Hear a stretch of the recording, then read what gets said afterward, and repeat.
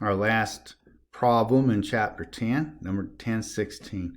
If you haven't already, please read this problem and then start watching the video. I'm going to get into it right now. So before you do a whole lot with your watching this video, I would encourage you to grab a sheet of paper and write down what I have in blue. The variance structure for direct materials, for direct labor, and variable manufacturing overhead, all in blue. Don't worry about the red yet, okay? So go ahead and pause the video and get that in, because that's what I did. All right, so I assume you pause the video, you got your notes set up, because you can be writing like crazy and pausing in a minute if you don't. The problem gave us a lot of information, but then it didn't give us a lot of information. If you look at all the items that we have question marks, they did give us a lot of other information. So what we'll be doing is just using what they gave us right there to fill out the tables that I'm going to show you now, where I got the numbers. So direct materials, for instance, the actual is $15,000, and it came from right there. But the standard cost allowed was $16,800, and I don't have that included yet. $16,800. But then actual was not given for direct labor. We'll have to figure that out in a second. So I'll have to figure that out in a second. So we'll do that in just a jiffy. But it did give us the standard amount for direct labor, which is $21,000, and actual and standard for variable overhead. The problem also gave us the actual direct labor hours, so I made a note to myself and I left them with variable manufacturing overhead because they're applying overhead based on direct labor hours, and then we also need it here. All right. I think I got everything they gave us included. Oh, materials quantity variance. As you recall, that is a direct materials variance, and that goes on the right there.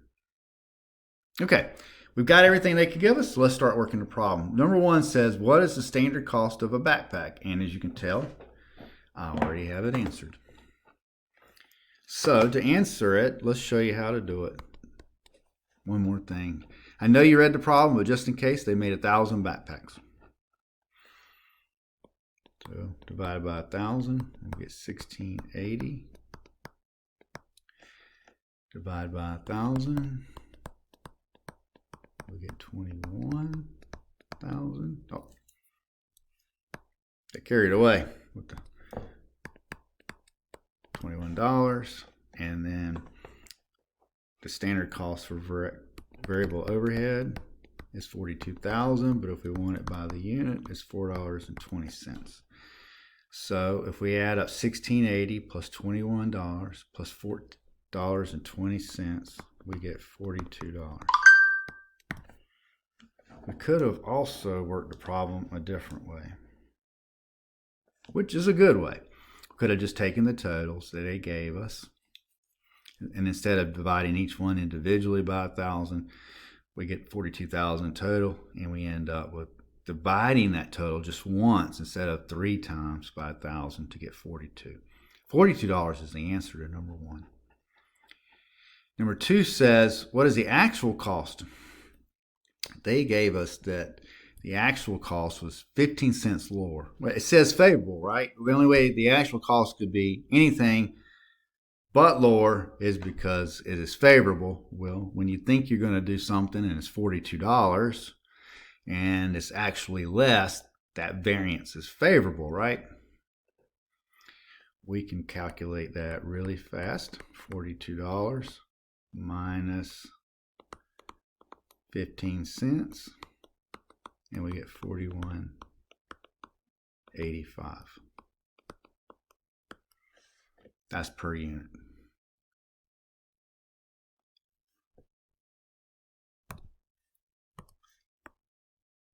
handwriting. I'm looking at that and I'm like, nope, I don't like how that looks. All right, so that's number 2, but let's go a little further. Like we just did, we subtract 15 cents, we get 41.85. Multiply by 1,000, we get 41,850. It's the same. It's the same number, right? It's just this is the actual number. 42 is the standard cost per unit. 41.85 is the actual cost per unit. To get total actual cost, just multiply it by 1,000 to get 41.85. Well, the actual cost for direct materials is 15,000.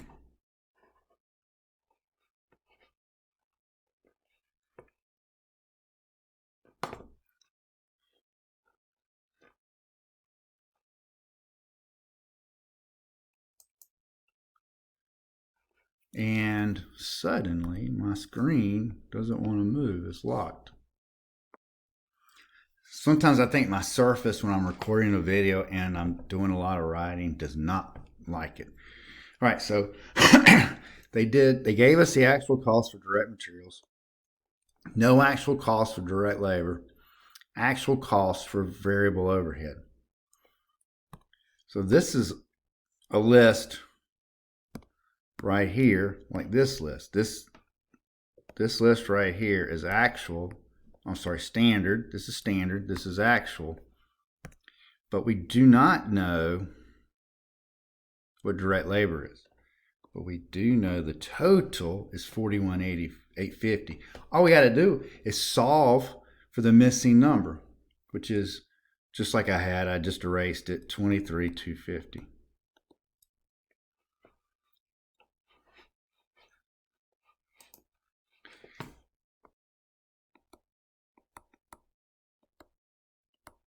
And the 23,250 goes there. We will need that in a little bit, so I went ahead and calculated that now. How many yards of material are required at a standard per backpack?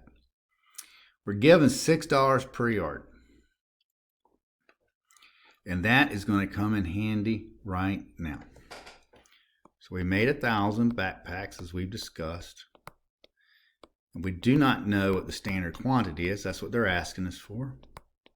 Times $6 equals $16.80. When you solve for standard quantity, and I want you to do it, make sure you plug that in your calculator and you can get it. It's $2.80. That's one way of getting it, and it works. It's pretty cool. The other way is to take the $16.80 that we just did, calculate, which is the total standard cost divided by 1,000. We got standard cost per unit of direct materials. Divide that by this $6, the amount of yards. Now the dollar signs cancel, and we get 2.8. Use whichever one you like. It's all good. It works great. All right, so we'll put 280 there. What is the materials price variance for March? There are no ending or beginning inventories. Let's get to spending variance. So standard direct material cost is $16,800. The actual direct material was $1,500. So it's $1,800 less, and it's favorable. Now we can solve for the price variance. So it's going to be whatever the price variance is minus the $1,200 unfavorable variance. So that would make it $3,000 favorable. Because what we need, it needs to end in a favorable number. So when you have two opposites, it's 3,000 minus 1,200 equals 1,800. So working backwards, it's going to be the opposite, right? Because this is unfavorable, but we ended up with a favorable variance, spending variance, and this one has to be favorable. And the only way to end up with a favorable spending variance is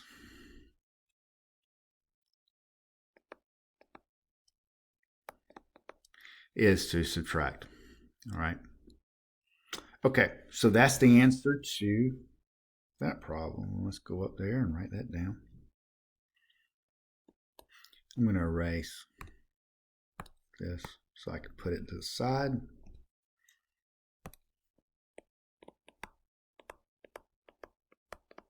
And it's favorable. What is the standard direct labor rate per hour? The way I worked it is I went to variable manufacturing overhead. I worked mine in a 3-step process. And let me show you what I'm doing. So we know the answer to standard variable manufacturing overhead when we make 1,000 units is 4,200. So it's 1,000 times the standard hours times $3. Now, where did that $3 come from? It was given.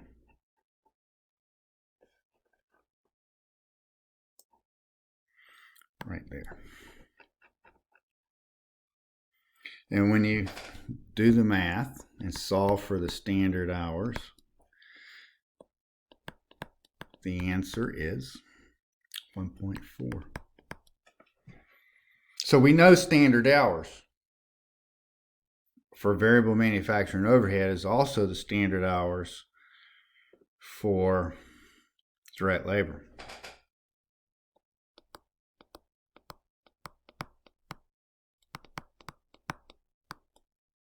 And they're asking us to solve the standard rate, or how much they're paid per hour.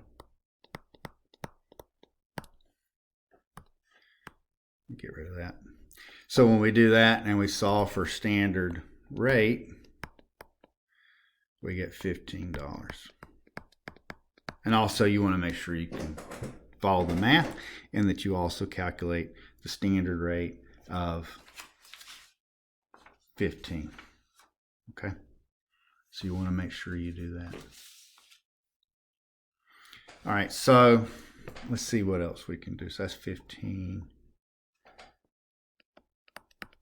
Looking at the time, I don't want to make a super long video. I think what I'm going to do is I'm going to call it right here, and then I'll come back and I'll make a second video for number 6, 7, and 8, because 8 is going to take a little bit longer than maybe 6, 7, and 8, or 6 and 7 combined.